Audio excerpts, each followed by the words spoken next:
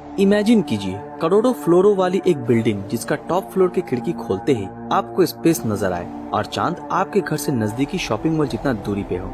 और अगर उतना ऊंचा बिल्डिंग होता भी है तो फिर एक बार सोचिए कि उस बिल्डिंग के टॉप फ्लोर पे एक एलिवेटर से जाने में कितना समय लगता। लेकिन क्या धरती पे करोड़ों फ्लोर्स का बिल्डिंग का कंस्ट्रक्शन होना पॉसिबल है?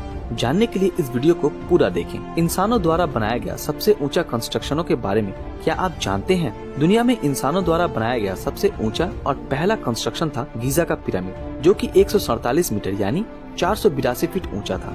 4000 साल तक सबसे बड़ा और सबसे ऊंचा होने का रिकॉर्ड रखने के बाद गीजा पिरामिड की जगह इंग्लैंड के लिंकन कैथीड्रल चर्च ने ले ली, जिसकी ऊंचाई करीब 160 मीटर बताया जाता है। इसके बाद साल 1884 में 169 मीटर यानी कि 555 फीट ऊंचा वाशिंगटन मॉन्यूमेंट बनाया गया था। ऐसे ही ऊंची इमारतें बनाने की कोशिश आज भी जारी है। आज दुनिया का सबसे बड़ा स्टैचू किसी और देश में नहीं बल्कि हमारे देश भारत में है, जिसे स्टैचू ऑफ यूनिटी के नाम से भी हम जानते हैं, जो कि 182 मीटर यानी कि 597 फीट ऊंचा है। जबकि आज की तारीख में सबसे ऊंचा बिल्डिंग दुबई का बुर्ज खलीफा है, जो कि 882 मीटर लंबा है। साइंस को चुनौती देने वाले ये बिल्डिंग के प्रोजेक्ट के बारे में जब इंजीनियर और आर्किटेक्ट को बताया गया तब वो भी इस प्रोजेक्ट के कंस्ट्रक्शन के बारे में काफी दुविधा में थे, क्योंकि इतने ऊंचे कंस्ट्रक्शन के लिए सीमेंट को ऊपर तक ले जाना पड़ा और दुबई की गर्मी के चलते सीमेंट को ऊपर ले जाने से पहले ही वो जम जाने की आशंका थी। इसीलिए इंजीनियर्स और आर्किटेक्ट्स ने सोच के ये फैसला लिया कि कंस्ट्रक्शन रात में किया जाएगा। आप ये सुन के हैरान हो जाएंगे कि ये बिल्डिंग इतना ऊंचा है कि इस बिल्डिंग के ऊपर से अगर कोई छलांग लगाए तो उसे नीचे पहुँचने में करीब 20 सेकंड का समय लगेगा। अब सवाल ये उठता है कि क्या इंसान करोड़ों फ्लोर्स का बिल्डिंग का कंस्ट्रक्शन कर सकता है? अगर इसका आंसर यस हुआ तो कैसे? अगर किसी चीज का कंस्ट्रक्शन लिमिट से ज्यादा हो तो उसका बेस ज्यादा गहरा, मजबूत और वाइड होना चाहिए। और हमारी पृथ्वी गोल होने के कारण हमारी लिमिटेशंस भी बढ़ जाती हैं। आपको ये जान के हैरानी होगी कि हमारे धरती पर और एक लंबा कंस्ट्रक्शन बनाने की ब्लूप्रिंट तैयार है, और अगर ये बिल्डिंग बन जाता है तो बुर्ज खलीफा भी इसके सामने छोटा लगेगा। जी हाँ दोस्तों, जापान के टोक्यो में एक बिल्डिंग का पूरा प्लानिंग हो चुका है, जिसका नाम है एक्ससीड 4000 और इसका हाइट करीब 4 किलोमीटर तक रखा जाएगा। इस बिल्डिंग के हाइट को मद्देनजर रखते हुए इसके बेस को 6 किलोमीटर वाइड बनाया जाएगा, जिसमें 800 फ्लोर का कैपेसिटी है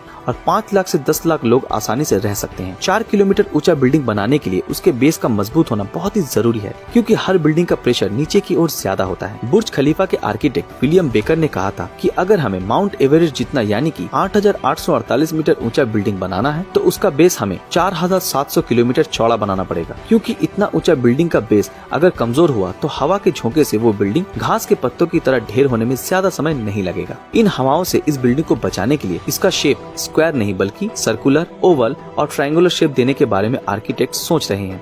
और कंस्ट्रक्शन में हाई रेजिस्टेंट मेटल मटेरियल्स जैसे कि ट्रांसपेरेंट एल्यूमिनियम, जो कि स्टील से 3 गुना ज्यादा मजबूत है, या फिर नैनो मटेरियल्स का यूज किया जा सकता है। साइंटिस्ट के मुताबिक नैनो मटेरियल्स का डिस्ट्रॉय होना लगभग नामुमकिन है। अगर मान लेते हैं कि ये बिल्डिंग बन भी जाए फिर भी इसका एलिवेटर सिस्टम का क्या होगा, क्योंकि ऐसे सुपर बिल्डिंग्स में कन्वेंशनल एलिवेटर्स के लिए उतना जगह नहीं रहेगा। आर्किटेक्ट्स ने बहुत सोचने के बाद ये डिसाइड किया कि बिल्डिंग में कैटापुल्ट्स एलिवेटर्स का यूज किया जाएगा। तेज रफ्तार और कॉम्पैक्ट होने के कारण ये उस बिल्डिंग के लिए परफेक्ट होगा। ये बिल्डिंग एक बिल्डिंग नहीं बल्कि पूरी दुनिया को ही अपने अंदर समाने की ताकत रखती होगी। हालांकि इतने बड़े बिल्डिंग्स के लिए जरूरी मटेरियल्स के साथ साथ एनर्जी भी कम होने की वजह से इस बिल्डिंग का आधा भी नहीं बन सकता है। लेकिन शायद आने वाले समय में कुछ जांबाज आर्किटेक्ट्स इस प्रॉब्लम का भी सोल्यूशन निकाल ही लेंगे। और एक प्रॉब्लम ये है कि अगर ये बिल्डिंग बन गई तो स्पेस में 56,000 किलोमीटर प्रति घंटे से घूमने वाले एस्टेरॉइड्स, कॉमेट्स और सैटेलाइट्स के टुकड़े फ्रैक्शन ऑफ सेकंड्स में इस बिल्डिंग का नामो निशान मिटा सकते हैं। लेकिन हमारे साइंटिस्ट ने इसका भी उपाय निकाल लिया है। रिमूव डेब्रिज नाम का ये इंस्ट्रूमेंट स्पेस का वैक्यूम क्लियर कहा जाता है, जो कि स्पेस वेस्ट को साफ कर देगा, जिससे धरती में आने वाले खतरे को ये पहले से ही खत्म कर देगा। आपको क्या लगता है, मिलियन फ्लोर्स वाले बिल्डिंग फ्यूचर में बनाना पॉसिबल होगा? और अगर हुआ भी तो आप उस मिलियन फ्लोर वाले बिल्डिंग के किस फ्लोर में रहना पसंद करेंगे? हमें कमेंट करके जरूर बताएं। और अगर आपको ये वीडियो पसंद आया हो तो इस वीडियो को लाइक और अपने दोस्तों के साथ शेयर जरूर करें। और अगर आप ऐसे ही वीडियो देखना चाहते हो तो हमारे इस चैनल को सब्सक्राइब कीजिए